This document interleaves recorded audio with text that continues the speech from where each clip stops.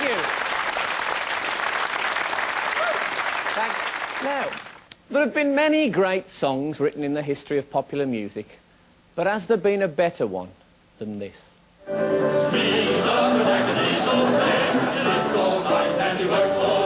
I cut down trees, I wear high heels, suspenders and a bra. I wish I'd been a girlie, just like my dear mama. I cut down trees, wear high heels, suspenders and a bra. I wish I'd been a girlie, just like my dear mama. Oh, Bevis! And I thought you were so rugged!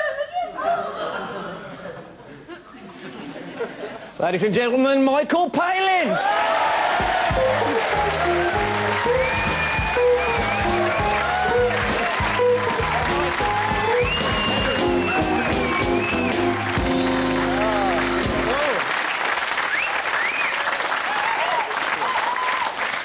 I like the fact he was called Bevis. I don't know why we called him Bevis at the end. But it was the choice of word was everything in Python, wasn't it? It suited me. I was, what I really love in that, and I don't know why this is funny, but it's your chewing in between the... You know, you sort of... Yeah. Yes, I don't know quite where that came from. That's probably great. Nerves. Because I couldn't really sing, so I just sort of chewed away. But it's this jolly guy who just doesn't know quite what he's saying, and you know, he's just going on with the again goofy one more stuff. time. It's chewing still and funny. it's chewing and slapping. You see, you have to do the slapping as well. You have to chew and go.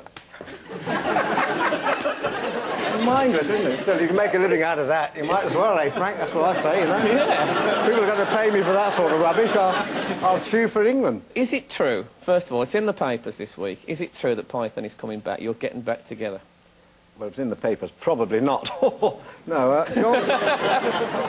depends. No, John has been doing a lot of publicity for the film Fierce Creatures that opens fairly soon. Very funny film. And he has been saying certain things, viz. that the Pythons are getting together to do a show in Las Vegas. And that's the first I've heard of it.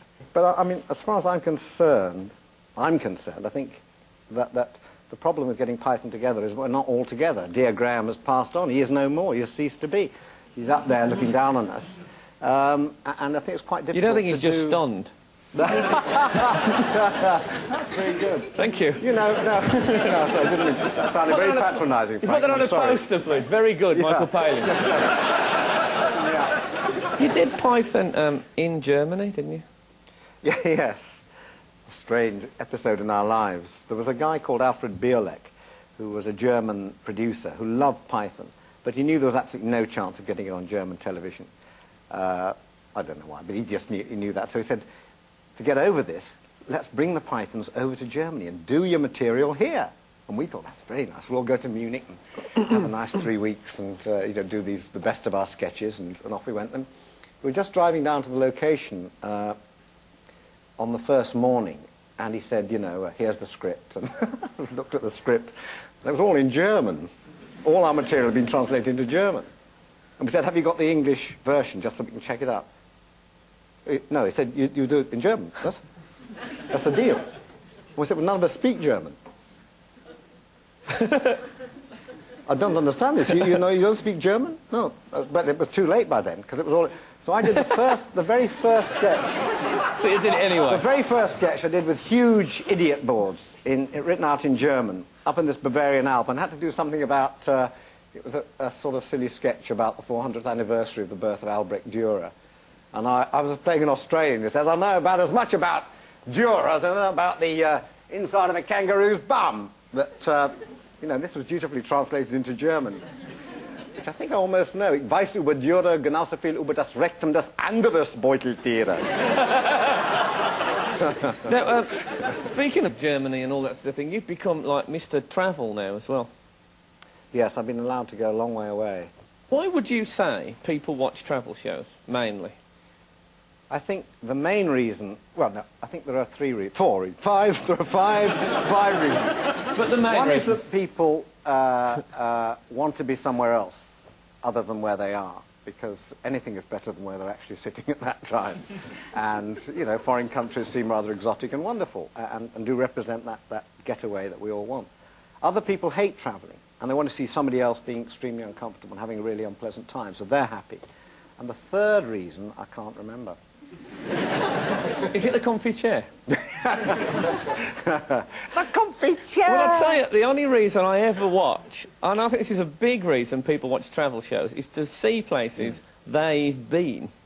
That's the third reason. Yeah. Thank you, Frank. If it's somewhere I've never been, I just think, oh, it's a travel show. And then I'll go, Tesla, remember we were there? Yeah. We were there. Yeah. And then you stand by the TV screen, you say, our hotel was sort of, it was sort of over here. Yeah. It was here, our hotel. Yes, that's right, yeah. Why do people want to watch where they've already been? I don't understand. I don't know, it is a strange thing. I suppose it's sort of the fact that someone on television has made the same mistake as you have.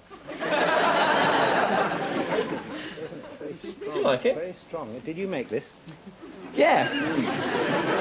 I thought you looked like the boy at school who does good woodwork. I've got a feeling about that. Because you know the dovetail joint? This is a variation. Perhaps we can get a shot, you see. Yeah. This joint here is what they call the butterfly joint. And you don't often see it sort of inlaid like that. It's very bold. Normally it's underneath or stapled. I'll be honest with you, bold, it didn't sink quite to the level I hoped, and I had to plane. Yeah. About it. There you are. Yeah. You've done a nice job. But have you got a tattoo? I don't have a tattoo. No. If I had one, it would be you, Michael. The trouble with tattoos is you have one done and then things change, or, you know, so that guy who had on it, his ex-wife, and you have lots of things that happened to you before, and you change your allegiance to your football team, or you have something, you know, if Margaret Thatcher... Change allegiance to your football team? Couldn't happen. Sorry about that. That's all right. Well, I have a problem with that because I come from Sheffield, and I'm, you know, as living in London, I support both Sheffield teams, which of course you're not allowed to do if you're in Sheffield. No. They disembowel you if you've supported both teams. Yeah, and they've got the knives to do it. Yeah, they have. The blades. Well, I'll say. But is it Sean Bean has a blades tattoo, doesn't he? Yeah. Forever Blades, I think. Forever Blades, yeah. Sorry? 100% blades. 100% Blades, yes. Well, there you are. How did you know that? Didn't you see it on his show? Fantasy football.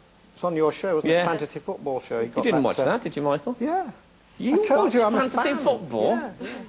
Fantastic. I like David Baddiel. I think he's really good. I don't see why everyone gets on about him.